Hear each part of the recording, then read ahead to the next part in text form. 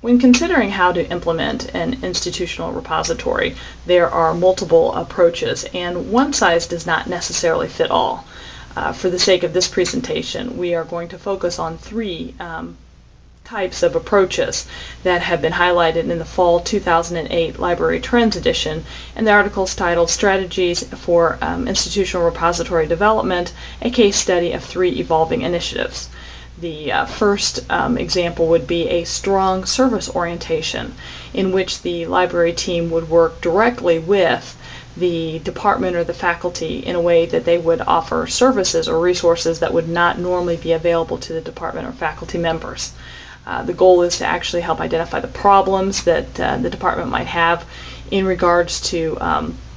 information management and data curation needs. The objective is to understand things from a very detailed service perspective, and that the focus and the goal of the information team in building the institutional repository would be to focus directly on what the needs are of the department and build the institutional repository accordingly.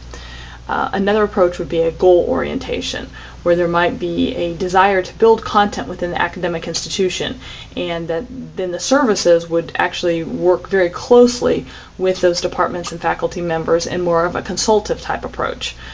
because they have a common goal that they're trying to establish within the academic institution.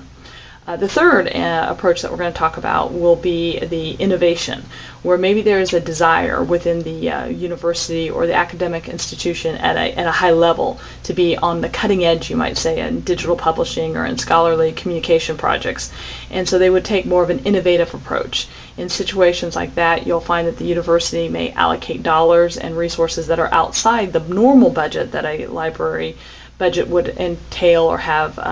access to, and so it would be more of an approach to kind of be cutting edge. Maybe they want the press, or they want the white papers that are going to be written on this sort of innovative project, and so they're going to focus largely on trying to develop and recruit the content, because it's not something where there's a need that's already been predefined to manage the content, and so they're taking off on this initiative or this innovative initiative in which they would have to go out and recruit the content, because they would need to take an approach more like a sales approach.